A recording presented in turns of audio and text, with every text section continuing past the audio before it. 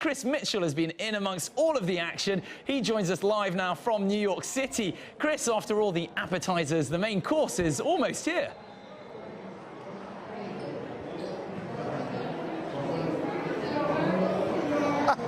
Yes, apologies for the slight delay on the line from New York City. We're so excited. It's taking a long time for my words to get to you.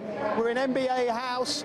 This is where all the fans come to sample a little bit of the NBA lifestyle, if you like. You've got courts, we've got the smell of popcorn drifting around, we've got people practicing their ball skills. But as you say, Mark, Saturday night, it was a thriller in Brooklyn. Zach LaVine, he has reignited the dunk contest. You know, it's been in a bit of a slump, really, hasn't it, for the last few years. Michael Jordan used to do it. We had Vince Carter, who was fantastic at the turn of the century. Since then, though, it's not been very good. But my goodness me, he's a 19-year-old rookie. He came out wearing a Jordan top, so it better be good, and it was. A through-the-legs reverse one-handed dunk. You've got to go on YouTube and catch it. He won the dunk contest. Steph Curry, 13 three-point shots in a row. Wow, people were standing on their feet at Brooklyn. It really was amazing. A good Saturday night, but they've still got work to do, I think, to make it a brilliant show. The brilliant show, of course, tonight in Madison, just a few steps away from Moynihan Station, where we are right now. It's interesting, though, isn't it? Has the NBA lost a bit of its cachet since Michael Jordan hung up his sneakers? Well, not so, according to the commissioner, Adam Silver.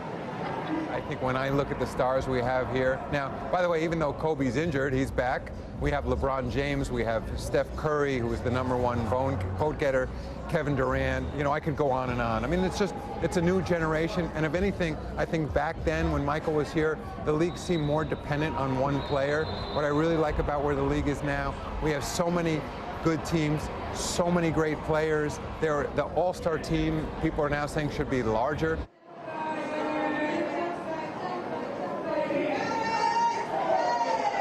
Adam Silver, you see, talking up his product, and why wouldn't he? It does promise to be a fantastic game tonight.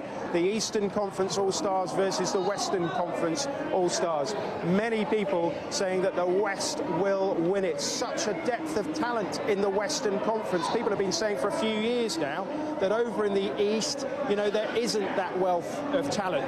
And it's surprising because in the East at the moment, it is the Atlanta Hawks that are doing so well. Nobody predicted that. I didn't predict it for sure. Everybody thought that it would be Chicago and Cleveland with LeBron back, but it's not. It's Atlanta. Who coaches Atlanta?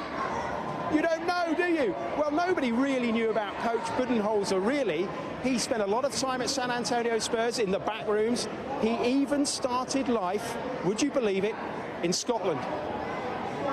I played for the Pentland Basketball Club with Bo Spence and John Clapperton and some other guys, and it was great. The Pentland, they took me in, and a lot of fun practices and games, and usually then to the pub for a pint afterward. One final one. I mean, did you ever at that time, when you were in Edinburgh doing that and having a pint in a pub, did you ever imagine yourself sat here, coach of the All-Star? Absolutely not. Wasn't on my radar. I would have never thought I'd be here, but I know I enjoyed the pint. It would have been a good laugh. Well, you have to be tall, don't you, to be a basketball star. I've always fancied my chances, though, of getting into some action on the courts. Hello! Hi! Are you going to be playing in the All-Star tonight? Yeah, sure. How tall are you? On these, we're about 8 foot tall. 8 foot? You could just drop it in. Right. I could just stand next to the hoop and just... Come down. Can you bend down? What's going on?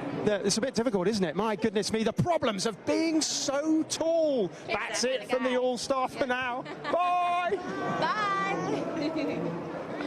Chris Mitchell having the time of his life in New York City.